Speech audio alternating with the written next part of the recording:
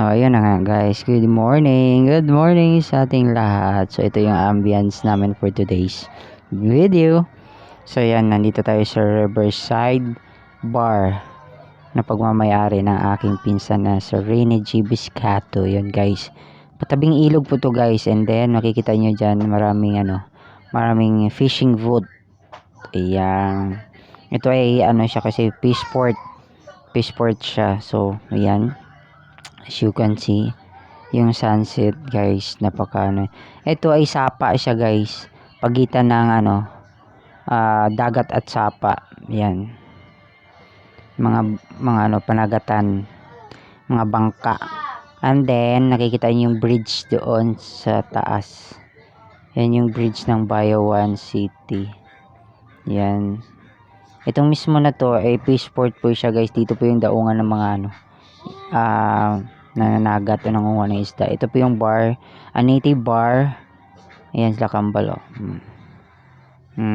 Puro cellphone day. Ito pa to, among batang gamay to ara sigiglagan na to ara. And guys, sa mga gustong gusto uminom ng alak, Red Horse lang naman available namin dito guys. Hindi kami nagbibenta ng mga hard. So Red Horse, Amotso, ganun lang. So we don't sell ng mga hard na alak. So mga ganun lang. Ito yung fishport guys. Ayan no, bagsakan ng fishport, isda dyan. Ayan. So maganda yung ambience dito guys, kasi napakagilid lang talaga siya ng ilog. Ayan, ako nagpintura niyan, green na green. Sa loob niyan guys, makikita niyo, ipakita ko sa inyo. Ito yung sunset. Napakaganda ng sunset dito guys, promise. Malapit lang tayo sa pinaka downtown lang to guys, malapit sa Boulevard din. Ayun, so ito naman yung ayan, tamang tambay lang sa labas with Tarzan, pinsan ko ay pamangkin ko, si Bayot.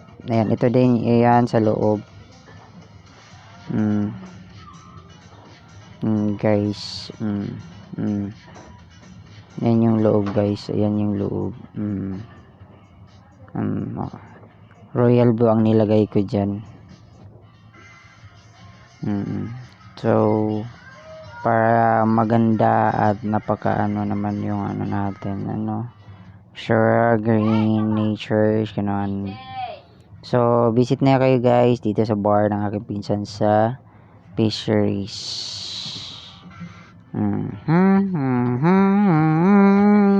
Ang lang day kasi di ba, si Brownie,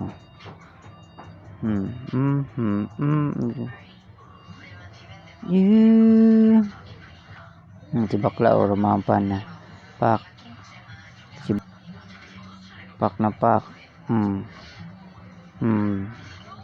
Yan, ang ganda dito ng ambience guys, promise, ma-unwind ka talaga, ma-relax ka. Although maraming tao lang kasi fishport pa siya eh.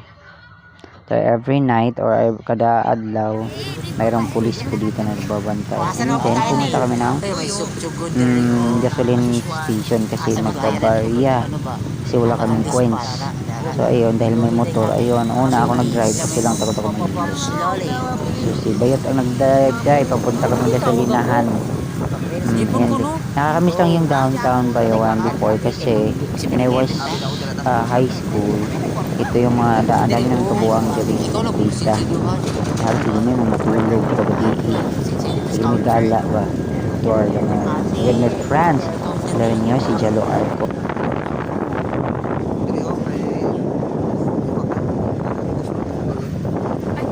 Uy, buang.